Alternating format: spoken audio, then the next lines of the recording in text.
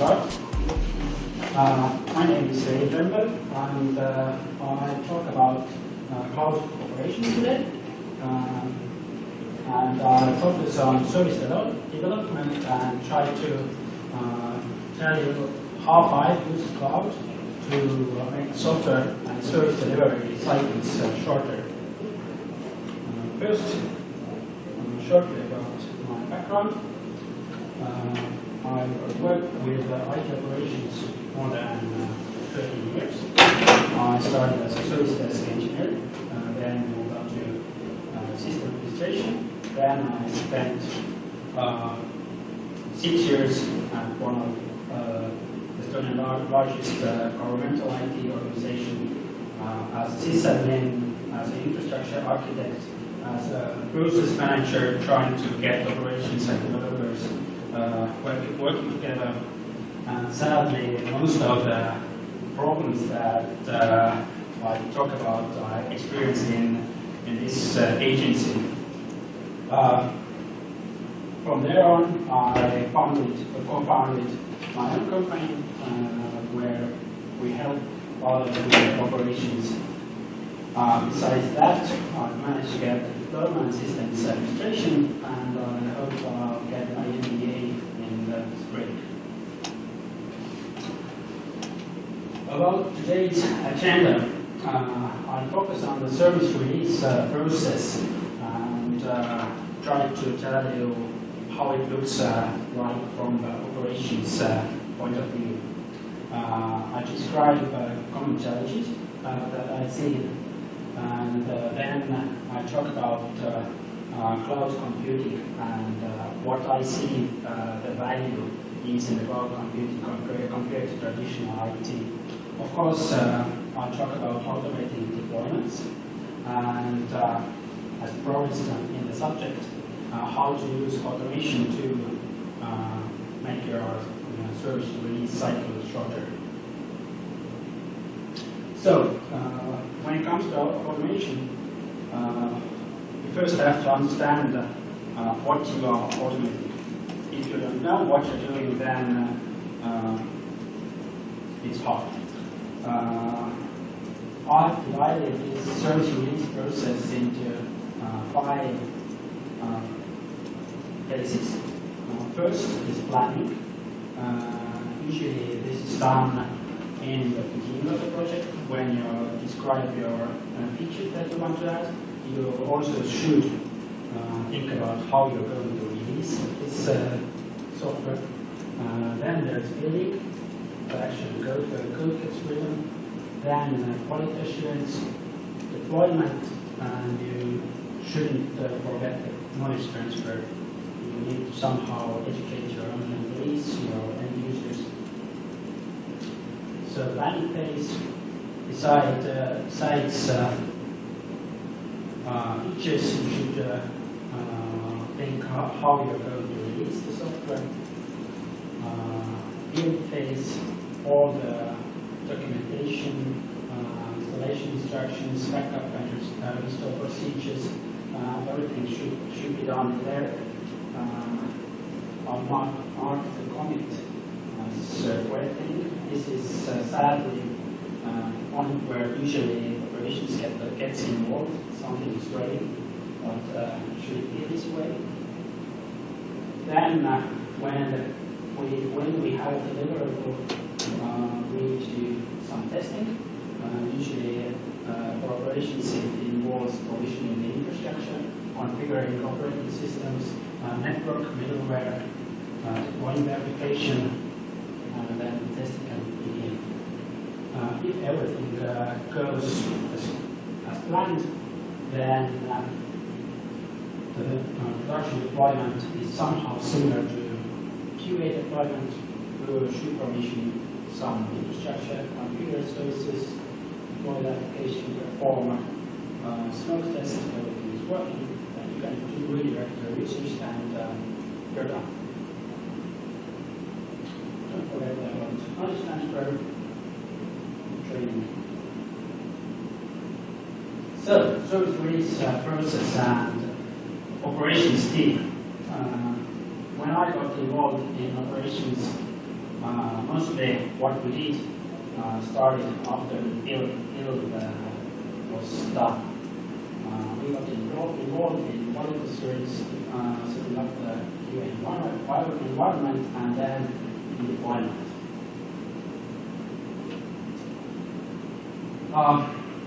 My first lesson. It was about 7 years ago. I had just started my work as a civil servant, and my first assignment was rip and replace release. It was one of our primary business applications that had gone through a refreshment cycle, 2 years worth of development. It consisted of about 100 RPM packages, and my assignment was to build a QA environment and then do a production release. I think I was quite successful. I managed to set up the QA within 2 weeks. Production, same job. I was familiar with it already 1 week. I thought that it wasn't bad.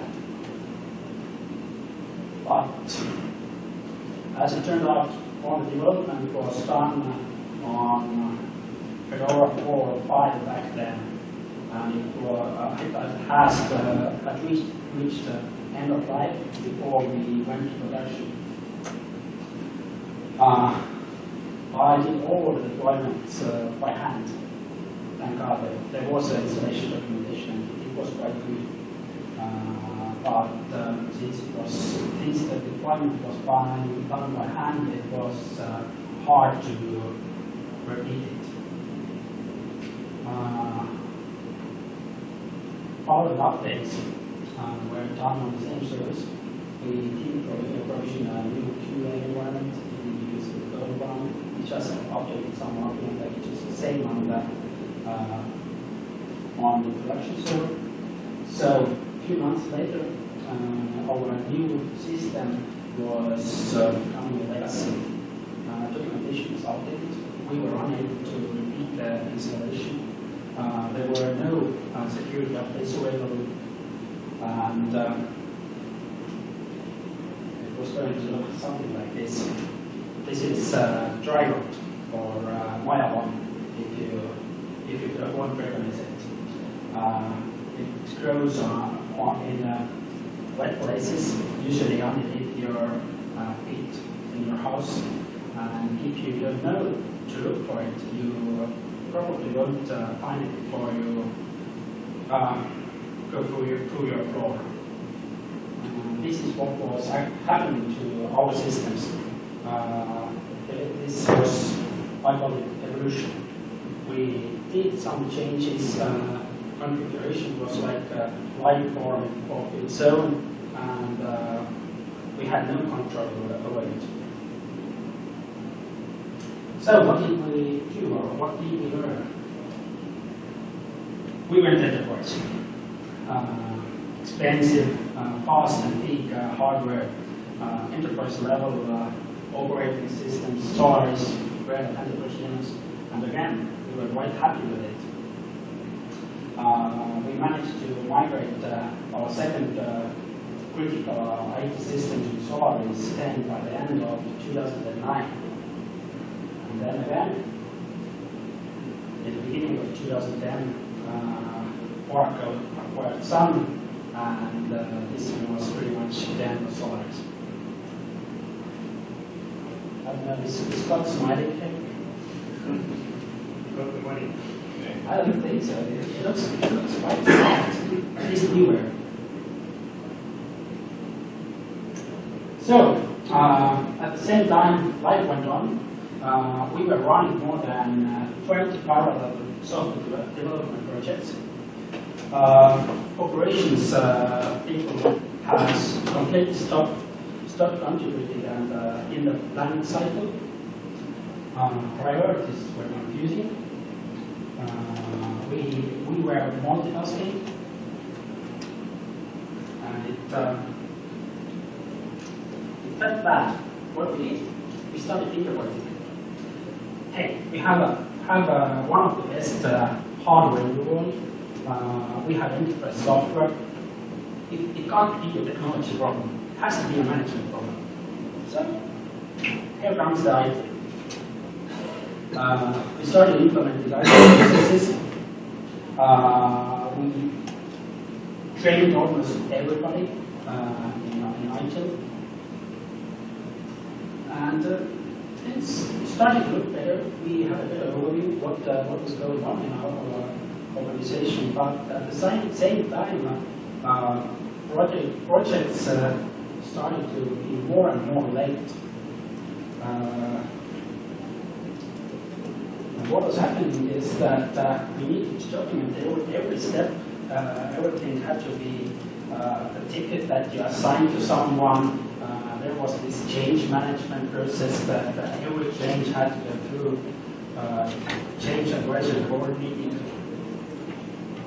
So a few years after starting with Lightro, our typical QA environment deployment took up to 1 month.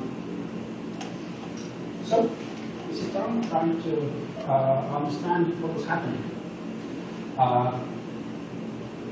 Here is a simple QA deployment process or steps. Usually it's triggered by a software commit. Then the project manager creates a QA deployment task. It took him about us 5 minutes. After that, the sysadmin goes through all the requirements and creates a network configuration task and assigns it to network administrators. This took him about 15 minutes.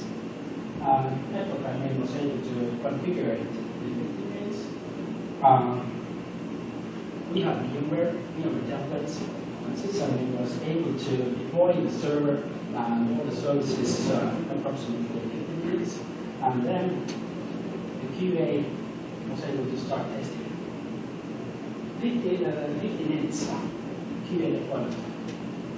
Shouldn't be that, but at this point QA people started screaming, hey, where is this 50 minutes? It takes a month for us to get our environment.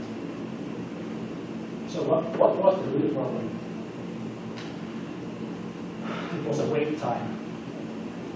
A wait time is a period of time between when action is requested and when it actually occurs. As it turned out, when a project manager created a task, it ended up in a queue. And some days later, maybe the sysadmin noticed that, hey, I have a new task, but I don't have time. I have time to work on it yet. So I'll do it sometime later. As it turns out, wait time is a function of how occupied your employees are. So it looks something like this. If you are 50% occupied and 50% of the time you just do nothing, wait for next task, then probably if someone gives you an assignment, you can start working on it in 1 hour. If you are 90% occupied, then it's a bit worse. You probably get to this task in 9 hours or the next day. But in our case, where everyone said that they didn't have a minute of spare time, or if you're extremely occupied, say 99% of the time, then the wait time can be up to 99 hours. So, to summarize, what were our problems? First, wait time. Then human errors. All the deployments were done manually. So when we went through, for example, this QA deployment task, and we thought that we had finished it, there were errors, and the same process started again. We were trying to fix these errors. As I said, we were unable to repeat the deployments. If we managed to fix the problems for one deployment, the next time we went through the same problems, probably the sysadmin doing the deployment was a different one, so we had to discover everything again. And of course, lack of documentation, lack of covered procedures, rollback procedures. So let's start from the beginning. How to reduce wait time? As you saw, it's a function of how occupied you are. So one way was to hire more people so that they have more free time, so that if something was assigned to them, they can start it sooner. Now try to imagine that if they were to ask for extra budget to hire people just to sit there and do nothing. Probably won't happen. The second option is to reduce the number of people involved in a single task. In our case, there is project manager, QA, sysadmin, network admin, probably developer, 5 people at least. What if a person could do all these tasks and complete them with get rid of most of this wait time? So we can either hire superstars who can do all the deployments and all the tasks by themselves, or we could automate things so that we don't have to do them manually at all. Superstar. You have to be familiar with company policies, how we do things, what our security people are saying.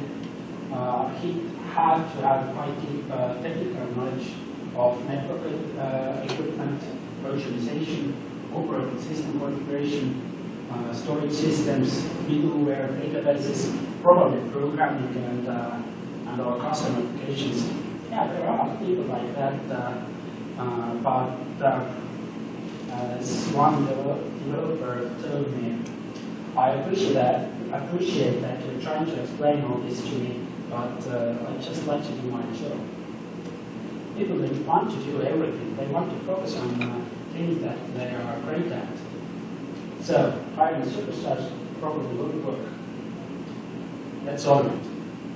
This is where I thought that I see the light. Now things will be great. We started automating. First, server provisioning.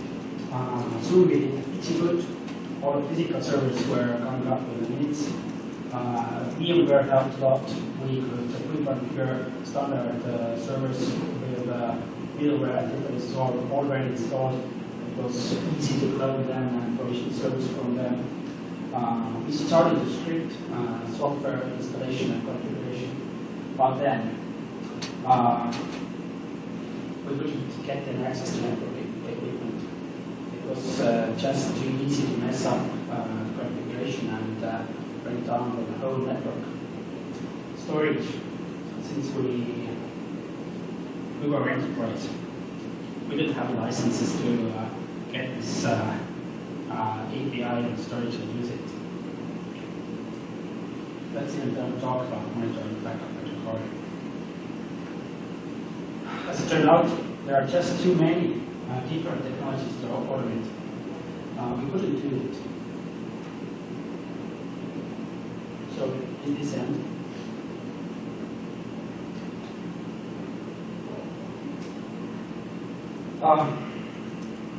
for me it was, I quit, and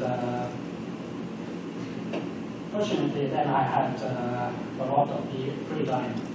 So what to do with it? I started reading and tried to understand what all this fuss about cloud is. For me, it wasn't the same. It's still into processors. It's still same RAM. It's still disk network. What's so new in the cloud? On-demand resources. Okay, we've had dedicated service for decades. What's new there? Cheap.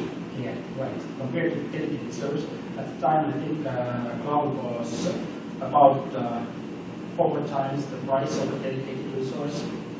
Always available. haven't read the Cloud SLA, yeah, there is this fine lines of availability of API. Not a single word about instance availability.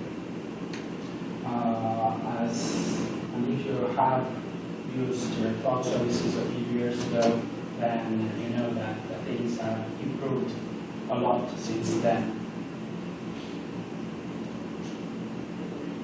So back to the definition.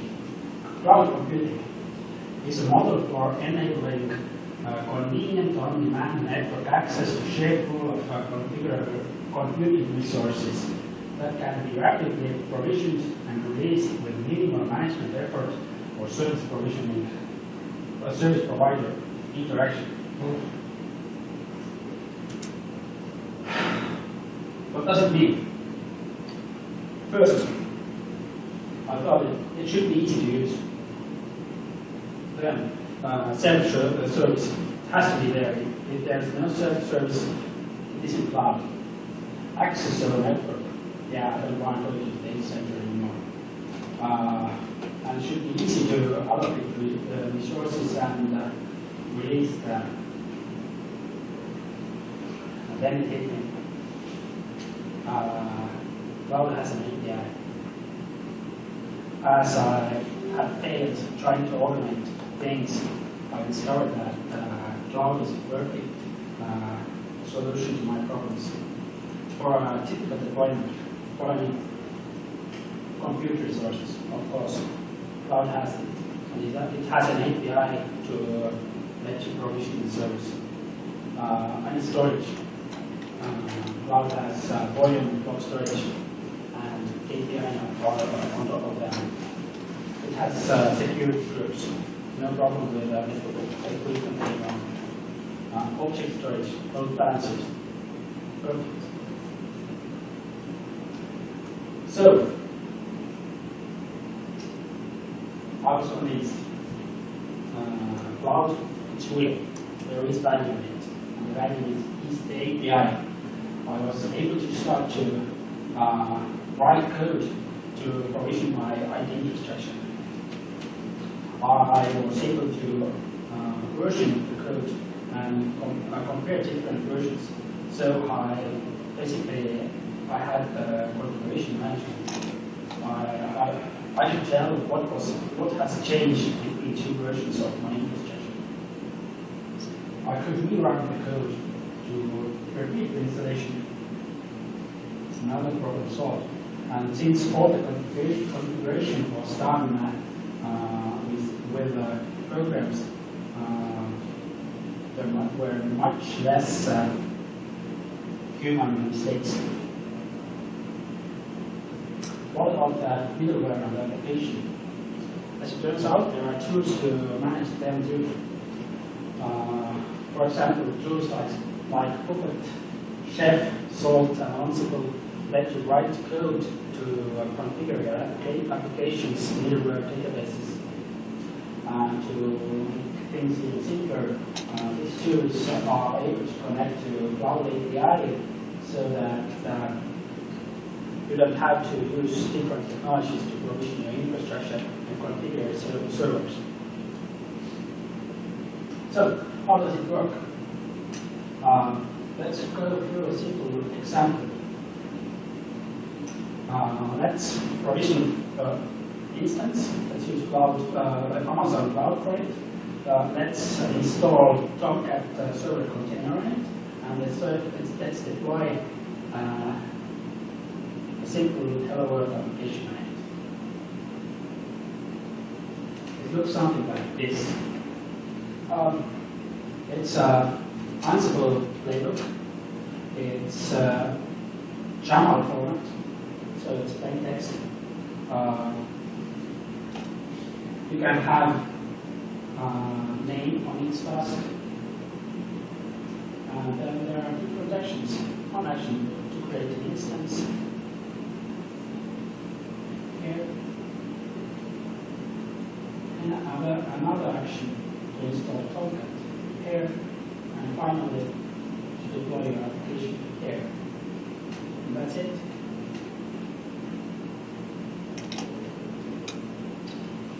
So, faster results through automation.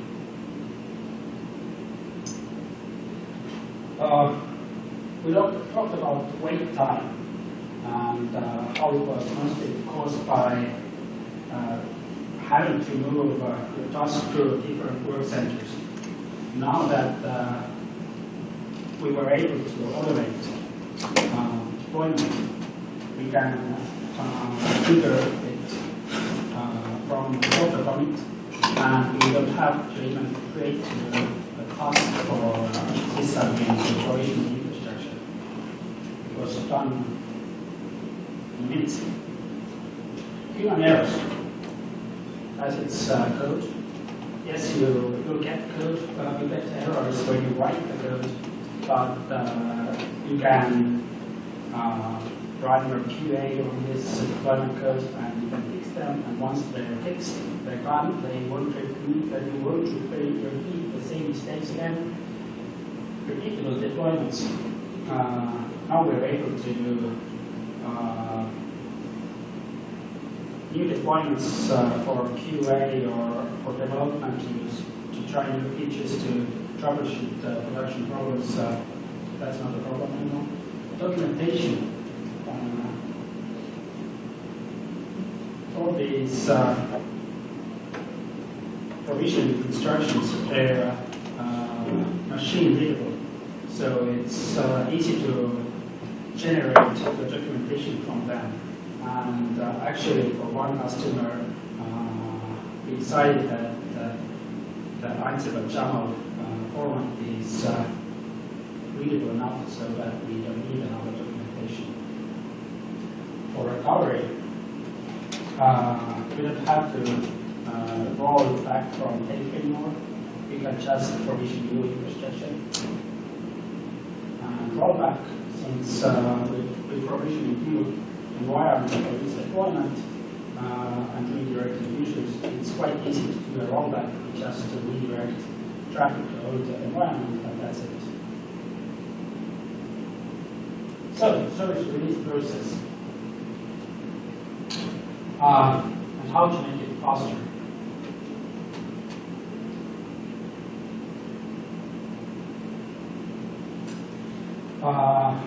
In the beginning, we as operations people mostly work here. Now we have almost automated all the activities here, and we don't have to wait a month to start our QA, and the deployment is much faster also.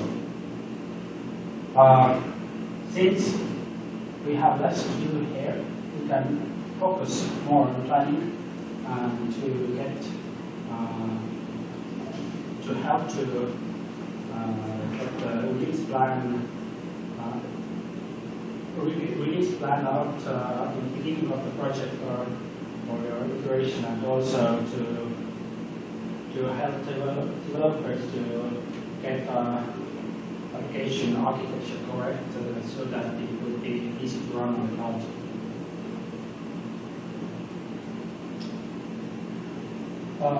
I don't think that we've finished yet. I think we have a lot of work to do. I think we can improve our QA in terms of all the testing. I think there are some features that we have to develop an issue, and we have to change our software architecture. And I think if we get going, we'll be able to do continuously very soon. And thank you. What kind of tools for continuous delivery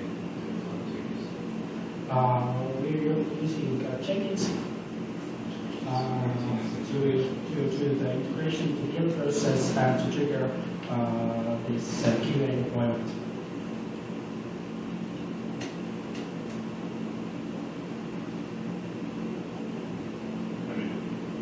Other questions? Or?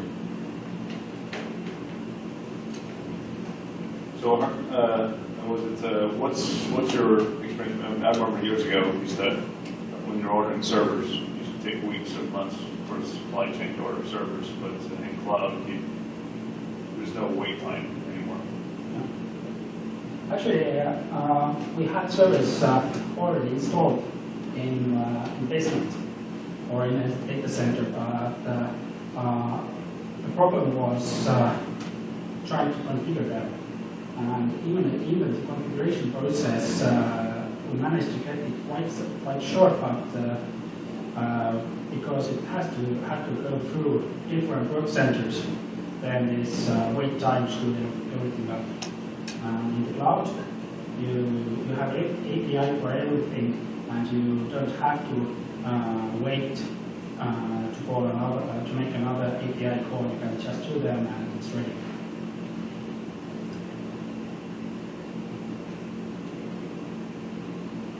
Nice to ask about what do you mean with your cloud? Is it like infrastructure for you, or have you tried some platform as a service services? Currently, I was talking about infrastructure cloud. If you're starting to use platform, then it gets easier on this application side. You don't have to write code to provision your containers and databases. You just can use a cloud API, so it gets even easier. But there can be some extra requirements for your application before you can deploy it on a platform cloud. So it's, if you haven't designed it for this platform, then it might be hard to start with a platform cloud.